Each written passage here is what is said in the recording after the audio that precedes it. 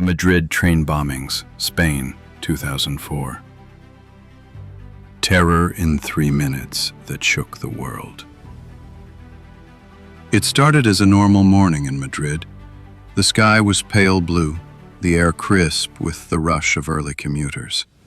Thousands of people boarded the suburban trains, students clutching their backpacks, office workers scrolling through their phones, parents saying goodbye to their kids over quick calls. It was just another Thursday morning. But at 7:37 a.m., the heartbeat of Madrid stopped. In less than 3 minutes, 10 bombs detonated across 4 crowded commuter trains. The sound was deafening, a wave of thunder rolling through steel and concrete. Windows shattered, carriages tore apart, and the station filled with screams. Smoke rose like black clouds of despair. By the time silence returned, 193 innocent lives were gone. This is not just a story of terror. It's a story of how a single morning turned a nation inside out. A story of lies, courage, and a hunt for truth that would shake Europe to its core. Stay with me until the end, because what you're about to hear may change how you see every normal morning for the rest of your life. Madrid, the capital of Spain. A city alive with rhythm, history, and morning chaos. On the 11th of March, 2004, the sun rose over the rooftops as it always did. The commuter lines, known as cercanías, carried more than 200,000 passengers every morning. They were the arteries of a city in motion. At exactly 7:30 a.m., the platforms at Atocha station overflowed with people. Students, nurses, office clerks, immigrants, and parents, all trapped in the same rhythm of daily life. Nobody could have known that within minutes, the hum of engines and chatter would turn into the sound of death. 4 trains left the outskirts of Madrid, bound for the city center. Each train was packed. Each carried hidden killers in the form of simple backpacks, filled not with books, but explosives wired to cheap cell phones. The passengers sat unaware, reading newspapers, listening to music, or staring blankly at the passing scenery. At 7:37 a.m., the first explosion ripped through one of the trains near Atocha station. Seconds later, a chain of blasts echoed at El Pozo, Santa Eugenia, and Calle Telles. In less than 3 minutes, 10 bombs had turned steel carriages into twisted metal coffins. Madrid was paralyzed. Sirens screamed. The ground shook. Smoke poured into the streets. People ran in every direction, many barefoot, their faces gray with dust and shock. By mid-morning, Spain realized it was facing the deadliest attack in its modern history. 193 dead, more than 2,000 injured, and a nation torn between grief and rage. But as the smoke cleared, another storm began to form. Who was behind it? Was it the Basque separatist group ETA? Or something far darker? Something reaching beyond Spain's borders? The race for answers had begun. It was 7:37 a.m. when the first explosion tore through a commuter train just as it approached Atocha station. The blast was so violent that people on the street felt the shockwave. Metal screamed, glass shattered, and the air filled with the smell of burning wires and blood. Within seconds, another explosion ripped through a second carriage, then another. Witnesses described it as the sound of hell breaking loose. People staggered out of the train, their faces shredded by glass, clothes soaked in blood, their ears ringing. Some screamed for help, Others searched for loved ones who moments ago had been sitting beside them. At 7:39 a.m., a train at El Pozo del Tío Raimundo was blown apart. 2 bombs detonated almost simultaneously. The roof peeled back like paper. Rescue workers arriving moments later found the platform carpeted with shoes, torn bags, and cell phones buzzing unanswered. 1 minute later, Santa Eugenia Station shook under the force of another blast. A carriage erupted in flames. Smoke turned the morning sun into a gray blur. By 7:40 a.m., 10 bombs had exploded across 4 different trains. 10 synchronized bursts of terror, planned to the second. People nearby thought it was an earthquake. Calls flooded emergency lines. Within 10 minutes, every ambulance in Madrid was on the move. Buses became makeshift morgues. Hospitals overflowed. And yet, amid the chaos, 3 bombs did not detonate. One of them, left hidden in a backpack, would later become the single most crucial clue in unraveling the truth. As police and firefighters clawed through wreckage and ash, Madrid fell into silence. The kind of silence that only follows unimaginable horror. The question echoed in every survivor's mind. Why? Who could do this? No one knew that the answer would ignite an even greater storm, one that would divide a nation. Within hours, Madrid was locked down. Sirens echoed through every street. Soldiers sealed the train stations, and helicopters circled above the smoking ruins.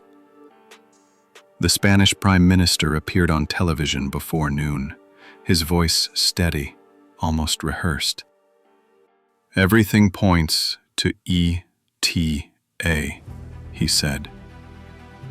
For decades, the Basque separatist group ETA had haunted Spain with bombings and assassinations.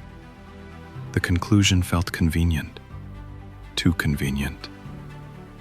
And yet, as the death toll climbed past 190, the country wanted answers. Any answers. By evening, the police had mobilized thousands of officers. Bomb fragments were collected, security footage reviewed, and witnesses interviewed. Investigators found remnants of Goma 2 ECO, a mining explosive, the same type ETA had used before. The narrative fit perfectly. But something was off. At the El Pozo blast site, officers discovered a black backpack that hadn't exploded. Inside, 10 pounds of explosives, a detonator, and a cell phone. The bomb squad carefully disarmed it, and technicians began tracing the phone's origin. Meanwhile, intelligence agencies started intercepting chatter, Arabic phrases, not Basque. One officer whispered to another, "This doesn't feel like ETA. This feels bigger." On March 12th, angry crowds filled Madrid streets, holding candles and signs that read, "Who really did this?" Their grief had turned into suspicion. Across the world, journalists questioned whether the government was hiding something, whether the truth was being buried under politics. Behind closed doors, Spanish investigators raced against time. The phone from the unexploded bomb had a SIM card, and that tiny piece of plastic was about to expose an entirely different enemy. The first crack in the official story had appeared, and once it opened, there was no going back. At the forensic lab in Madrid, a team of investigators gathered around the phone found in the unexploded backpack. It was a cheap Mitsubishi Triumph T110, the kind sold in small neighborhood stores. Inside it was a prepaid SIM card, a trail waiting to be followed. By the next morning, the number was traced to a small cell phone shop on Calle Tribulete in the multicultural district of Lavapiés. The owner's name? Jamal Zougam, a 30-year-old Moroccan living quietly in Madrid. He ran the shop with two friends, selling phones and accessories to immigrants from North Africa and the Middle East. When the police arrived, Zugam looked calm, too calm. He claimed he'd sold dozens of prepaid SIMs every week. He couldn't remember who bought that particular one. But detectives noticed something. His phone number appeared in contact lists connected to radical Islamist circles already under surveillance. The evidence began to stack up. Fingerprint analysis linked the SIM packaging to one of Zugam's associates. Witnesses later recalled seeing him on a train that morning, carrying a backpack. The case was no longer pointing to ETA. It was pointing toward an Islamist terrorist cell operating inside Spain. Meanwhile, another lead emerged. Investigators discovered that the explosives used, Goma 2 ECO, came from a mining depot in northern Spain. The supplier? José Emilio Suárez Tresoras, a former miner with a criminal record, now suspected of trading explosives for drugs and cash. That revelation connected the dots. A Spanish criminal network had supplied the bombs, and a group of North African extremists had planted them. It was a chilling discovery. Terrorism born not only from ideology, but from greed and betrayal. On March 13th, Zugam was arrested in front of his shop. Cameras flashed, people screamed insults as police pushed him into an armored van. Madrid watched in silence as the supposed face of evil appeared for the first time. But investigators knew this was only the beginning. Zugam was a piece, not the mastermind. Somewhere in the shadows, others were preparing their final act. After Jamal Zugam's arrest, the investigation exploded into a full-scale manhunt. Police traced calls made from his phone, uncovering a network of men scattered around Madrid. Moroccans, Tunisians, Syrians, and a few Spanish collaborators. Each clue led to another name, another safe house. By the end of March, investigators identified the core cell. 7 men, all radicalized in Spain, linked to jihadist groups with loose ties to Al-Qaeda. They were desperate, armed, and cornered. On April 3, 2004, intelligence reports placed them in a small apartment on Calle Carmen Martín Gaite in Leganés, a quiet suburb south of Madrid. Police surrounded the building at dusk. Inside, the suspects refused to surrender, shouting verses from the Quran and threats in Arabic. At 9 p.m., the elite GEO anti-terror unit moved in. Negotiators pleaded for surrender. One officer shouted through a megaphone, "Lay down your weapons. Nobody needs to die tonight." The answer came as a blinding flash. The entire apartment erupted, a massive explosion that shook buildings half a mile away. The walls collapsed outward, windows shattered across the block. The blast killed all 7 terrorists, along with one GEO officer, Francisco Javier Torrenteras, who became a national hero. When the smoke cleared, police found a chilling recording amid the rubble. A tape in Arabic claiming responsibility for the Madrid bombings in the name of Al-Qaeda's Abu Hafs al-Masri Brigade. The truth was undeniable. It had not been ETA. It was a foreign-inspired act of jihadist terror, carried out with local help. Spain stood still that night. Churches tolled their bells. Candles lined the streets. Across the nation, people realized this wasn't just an attack on a city. It was an attack on humanity itself. But for investigators, the mission wasn't over. They still had to prove it in court and expose how politics, greed, and ideology had all collided to create one of Europe's darkest mornings. The explosions in Leganés marked the end of the manhunt, but not the end of the story. Spain was still bleeding, still demanding answers. In the weeks after the attack, investigators worked around the clock, piecing together thousands of fragments: phone logs, DNA samples, receipts, and testimonies. Every trace led back to one network, a mix of local criminals and radical Islamists united by money and ideology. The bombers had purchased their explosives from José Emilio Suárez Trachoras, a former miner from Asturias. He'd stolen Goma 2ECO from his old job and sold it for drugs and cash. What he didn't know, or didn't care, was that his greed would fuel the deadliest attack in Europe since Lockerbie. As the investigation grew, so did the political storm. The government, led by Prime Minister José María Aznar, had blamed ETA just hours after the bombings. That decision, made hastily and politically, shattered public trust. When evidence of jihadist involvement surfaced, outrage spread like wildfire. 3 days after the attack, on March 14th, Spain went to the polls. Millions of citizens, furious at being misled, voted the ruling party out of power.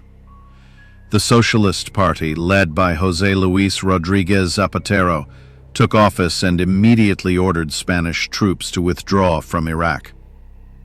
The bombs had not only destroyed trains, they had changed a government.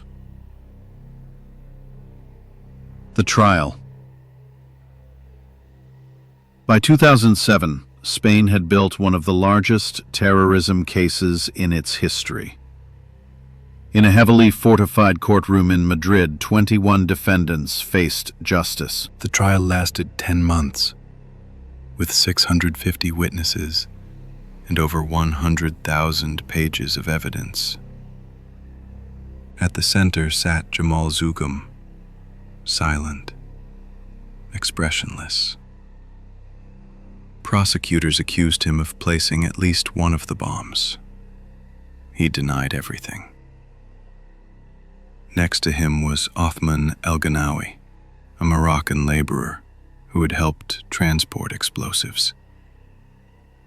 And then Suárez Trachoras, the ex-miner whose hands had traded death for money. For the victims' families, the trial was both relief and torment. Many fainted as they saw crime scene photos, the twisted wrecks of train cars, the burned shoes, the children's backpacks. One father said in court, "My daughter left for school that morning. I still wait for her to come home." After months of testimony, the verdict came. Jamal Zougum, life imprisonment for mass murder and terrorist conspiracy. Othman El Ganawi, life imprisonment. José Emilio Suárez Trachoras, life imprisonment. 18 others received lesser sentences for aiding or belonging to the terror cell. Outside the courthouse, silence fell. No cheers, no closure, only exhaustion. Spain had its answers, but no amount of justice could fill the empty seats left by 193 lost lives. In the years that followed, Madrid rebuilt. Stations were repaired, security tightened, and new anti-terror laws passed. Every March 11th, people gathered at Atocha station with flowers, candles, and photos. The city that had once echoed with screams, now echoed with prayers. But scars remained. Survivors battled trauma, nightmares, and survivors' guilt. Some couldn't board a train again. Others devoted their lives to anti-terror activism, determined that no one else would live their horror. And somewhere, deep in the conscience of Spain, A question persisted. How did a handful of men with backpacks bring a proud nation to its knees? The answer lay in a painful truth. Not in the bombs themselves, but in the divisions they exposed. Political ambition, complacency, and the illusion that terror always comes from the usual suspects. The Madrid train bombings were not just an act of violence. They were a mirror, showing what happens when fear blinds judgment, and how the truth, though delayed, always rises through the smoke. 2 decades later, the echoes of that morning still haunt Madrid.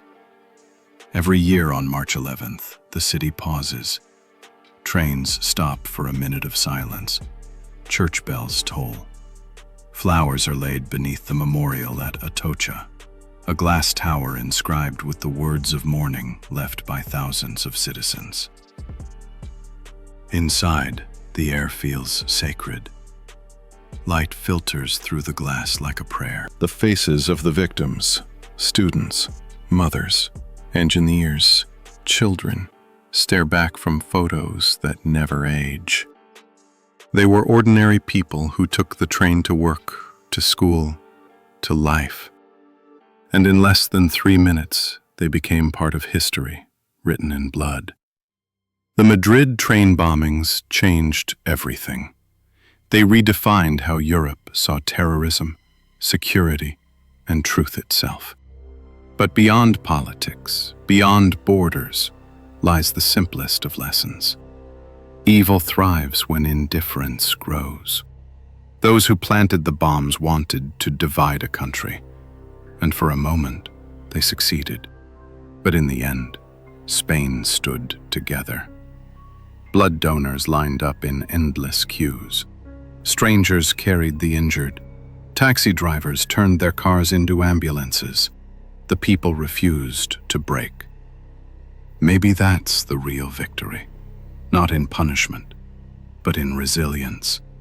Because terror can kill the body, but it can't destroy humanity unless we let it. And as you listen to this story, wherever you are, on your way to work, sitting at home, or walking under an ordinary sky, remember, safety is not guaranteed, but awareness saves lives. Notice what others ignore. Be alert. Be kind. If this story moved you, tell us. Where are you listening from? Are you on your way to work or unwinding at home? Your thoughts matter. Leave a comment, share your reflections, and help keep these stories alive, not out of fear, but remembrance.